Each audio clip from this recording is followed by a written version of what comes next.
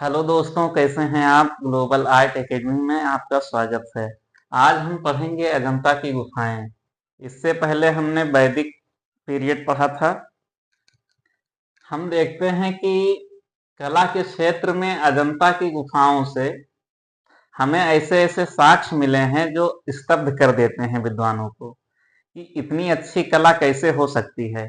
अजंता की बात करें, इनकी इसकी स्थिति ये महाराष्ट्र राज्य के औरंगाबाद जिले में स्थित है और इसकी दूरी जो है 106 किलोमीटर है लगभग, औरंगाबाद जो डिस्ट्रिक्ट है वहां से, उसके मुख्यालय से। अगर बात करें हम जलगांव स्टेशन से, तो यहाँ से लगभग 61 किलोमीटर की दूरी पे है। और सरदारपुर गांव से बात करें तो ये लगभग 6.5 किलोमीटर की दूरी पे है। ये दूरी जरूरी है याद करना। थोड़ा बहुत 2-4 किलोमीटर 10 किलोमीटर का अंतर हो सकता है, क्योंकि विगत परीक्षाओं में ऐसे फैक्ट भी पूछे गए हैं जिसमें दूरी को भी पूछा गया है टीजीटी में, कि जो है औरंगाबाद से कितनी दूरी पे है, या जलगांव स्टेशन से कितनी दूरी पे है, और सरदारपुर गांव से कितनी दूरी पे है। तो ये फैक्ट हम याद करेंगे कि औरंगाबाद जिले से 106 किलोमीटर, जलगांव से 61 किलोमीटर और सरदारपुर गांव से लगभग 6.5 किलोमीटर। ये अजंता गुफा की स्थिति हो गई। अब हम देखते हैं कि अजंता गुफा जो है सतपुड़ा पहाड़ी में बाघोरा नदी के किनारे अर्धचंद्राकार, यानी लगभग 75 मीटर, यानी लगभग मान के चलिए आप 250 फीट, कहीं कहीं किताबों में आता है, ऊंचाई पर स्थित है। अगर हम बात करें सतपुड़ा पहाड़ी, तो ये विंध्याचल पर्वत की ही जो है एक वो है भाग। कभी कभी जो है विंध्य पर्वत भी दे देता है, चाहे आप विंध्य पर्वत कहिए या सतपुड़ा पहाड़ी कहिए, क्योंकि ये सतपुड़ा उसी का हिस्सा है, विंध्य का ही। और बाघोरा नदी के किनारे। हमें याद रखना है, बाघोरा और बाघनी नदी में कंफ्यूज नहीं होना है, क्योंकि जो बाघ गुफा है वो बाघनी नदी के किनारे है और अजंता गुफा बाघोरा नदी के किनारे है। अब बात करते हैं अजंता के भित्ति चित्र की। तो अजंता की जो कला है वो लगभग 200 ईसा पूर्व से 600 या 800 ईस्वी तक विद्वानों ने माना है कि अजंता की गुफाएं लगभग 200 ईसा पूर्व में डेवलप हुई और 800 ईस्वी तक यहाँ पे कार्य हुआ। चित्रकार कह लीजिए या मूर्ति कला की बात कह लीजिए। अब गुफा के प्रकार देखते हैं। अजंता गुफा में मुख्यतः 2 प्रकार की गुफाएं पाई गई हैं, एक चैत्य और दूसरा विहार।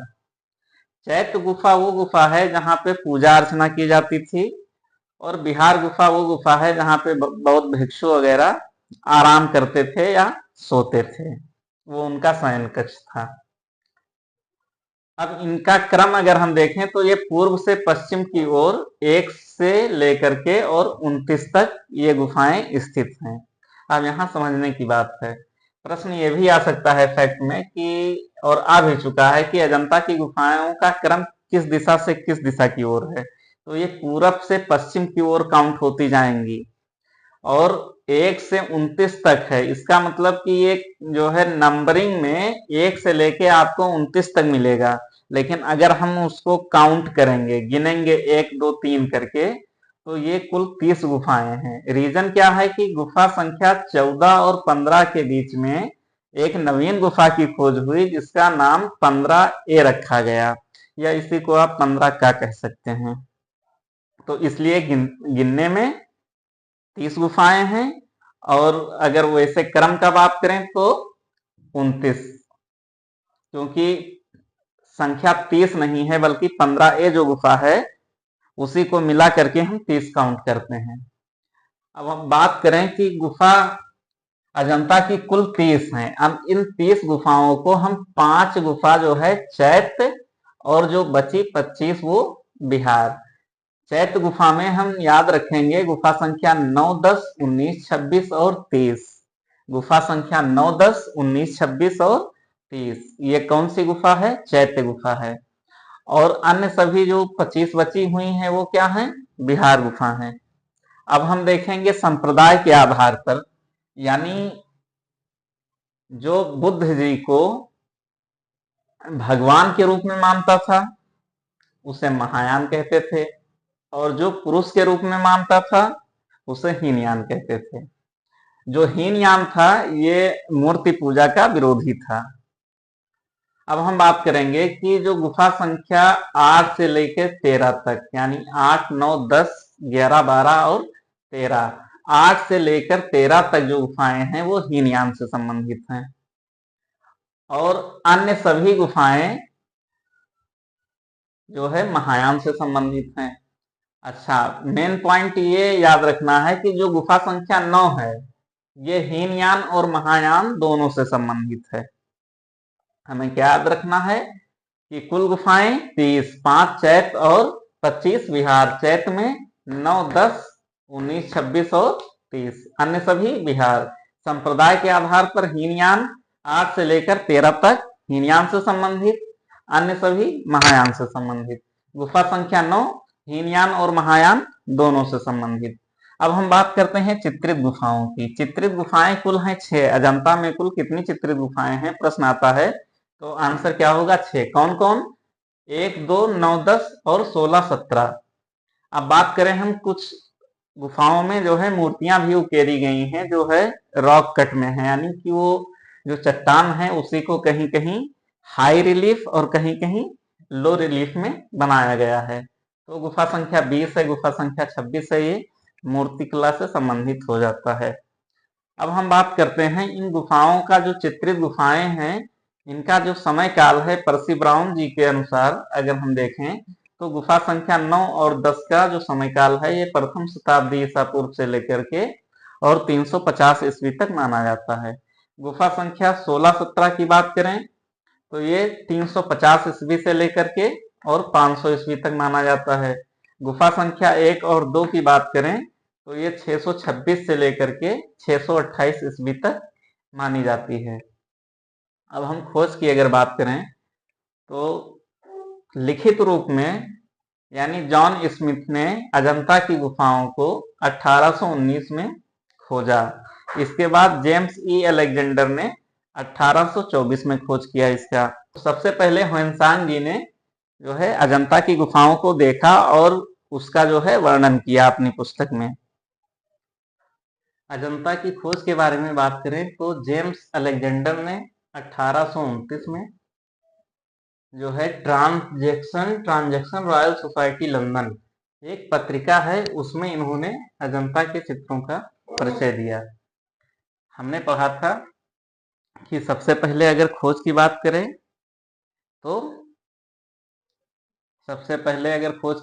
तो 1819 में की गई जॉन स्मिथ के द्वारा, और जेम्स अलेक्जेंडर ने 1829 में इसको जो है ट्रांजैक्शन रॉयल सोसाइटी जो लंदन एक पत्रिका थी उसमें इन्होंने परिचय दिया इनके चित्रों के बारे में और गुफाओं के बारे में। 1844 में मेजर रॉबर्ट गिल ने 30 चित्रों की अनुकृति बनवाई जो कि क्या कहते हैं हमारे भारतीय कलाकारों के द्वारा भी बनाया गया, और ये जो है इसका कार्य लगभग 1845 से 66 के मध्य हुआ। अब बात करें 1866 में क्रिस्टल पैलेस में आग लगने से जो है काफी चित्र जल गए। हुआ ये कि 30 चित्र की अनुकृति थी जिसमें से 25 नष्ट हो गए, मात्र चित्र जो है 5 चित्र ही सुरक्षित बच पाए। 1874 में बात करें तो जेम्स बर्गेस ने इंडियन एंटीक्यूरी एक शोध पत्रिका है उसमें रॉक टेम्पल्स ऑफ अजंता नाम से चित्रों को प्रकाशित किया और जो है इस पर काफी लेख लिखे। 1908 में क्यूरेटर की नियुक्ति हुई जिनका नाम था एक नारायण एकनाथ। ये प्रश्न आ चुका है, याद रखने वाली चीज है। 1908 में क्यूरेटर की नियुक्ति हुई कहाँ पे, अजंता में, और उनका क्या नाम था, नारायण एकनाथ। अब हम देखेंगे 1909 से 11 के मध्य लेडी हेरिंघम की अध्यक्षता में जो है अजंता गुफाओं की अनुकृतियां तैयार करवाई गई। सबसे पहले इसने जो है लेख दिया था जेम्स अलेक्जेंडर ने। अच्छा, जो जॉन स्मिथ ने केवल खोज किया था लेकिन उसका कोई लेख और विवरण प्रकाशित नहीं करवाया था। लेडी हेरिंघम ने जो है जो 30 चित्रों की अनुकृतियां बनवाई थी उसमें जो है सैयद अहमद और मोहम्मद फजलुद्दीन, नंदलाल बोस, असित कुमार हल्दार, के वेंकटप्पा जैसे महान कलाकार सम्मिलित थे। इन्होंने उसकी अनुकृति की। 1915 में बात करें तो इंडियन सोसाइटी और अजंता फ्रेस्को नाम से जो है प्रकाशित किया गया। इंडियन सोसाइटी में जो है जो पत्रिका है, इस पत्रिका में अजंता फ्रेस्को नाम से इस हेडिंग से जो है प्रकाशित करवाया गया किसको, जो 30 चित्र बनवाए गए थे उनको। फिर 1951 की बात करें तो इसे राष्ट्रीय स्मारक घोषित कर दिया गया। यानी अजंता को प्रश्न आता है कि अजंता को राष्ट्रीय स्मारक कब घोषित किया गया, तो 1951 में। 1953 में बात करें तो भारतीय पुरातत्व सर्वेक्षण विभाग ने अपने संरक्षण में ले लिया। यानी अजंता गुफा को भारतीय पुरातत्व विभाग सर्वेक्षण ने जो है कब अपने संरक्षण में लिया, तो 1953 में। ये भी प्रश्न पूछ चुका है, इंपॉर्टेंट है। और ये प्रश्न कई बार पूछा गया है कि यूनेस्को ने विश्व धरोहर सूची में कब शामिल किया, तो अजंता को जो है 1983 ईस्वी में विश्व धरोहर सूची में शामिल कर लिया गया। अब हम बात करें अगर कि जो अजंता की गुफाएं हैं वहां के चित्रों के वर्गीकरण के बारे में, तो वाचस्पति गैरोला महोदय की एक पुस्तक है भारतीय चित्रकला। उन्होंने इसका वर्गीकरण जो है किया है कि यहाँ जो अजंता है, यहाँ की गुफाओं में 3 प्रकार के चित्र पाए गए हैं। नंबर 1 कहा कि अलंकारिक। अलंकारिक का मतलब ये हुआ इसमें लताओं को, पेड़ पौधों को और नाग को, अप्सराओं को चित्रित किया गया है। तमाम लताएं हैं, पुष्प हैं, तो ये सब अलंकारिक में आ जाएंगी। दूसरा है रूप भेदिक। रूप भेदिक का मतलब ये हुआ कि बुद्ध जी ने तमाम से जो रूप धारण किए थे और उनके कुछ, जैसे विवाह का दृश्य हो गया, जन्म की बात हो गई, और क्या कहते हैं, जो भी उनके दैनिक जीवन की घटनाएं रही थी, जिसे देख करके उन्होंने जो है साधु का रूप धारण कर लिया, यानी उन्होंने अपना राजपाट छोड़ दिया था। वो 4 दृश्य ये भी इसी रूप भेदिक में आ जाएंगे। और जो है क्या कहते हैं, जैसे पदमपाड़ी बोधिसत्व हो गया, अवलोकितेश्वर बोधिसत्व हो गया। यानी बुद्ध जी के विभिन्न रूपों का जो है वर्णन किसमें है, रूप भेदिक चित्र में। वर्णनात्मक में जितनी भी जातक कथाएं हैं और जो घटनाक्रम है उसका वर्णन है किसमें, वर्णनात्मक में। अब महाकपि जातक है, वेशांतर जातक है, और जितनी भी जातक कथाएं हैं वो सब इसी में है। और घटनाक्रम में जैसे सुजाता की खीर है, ये सब किसमें आएगा, वर्णनात्मक में आएगा।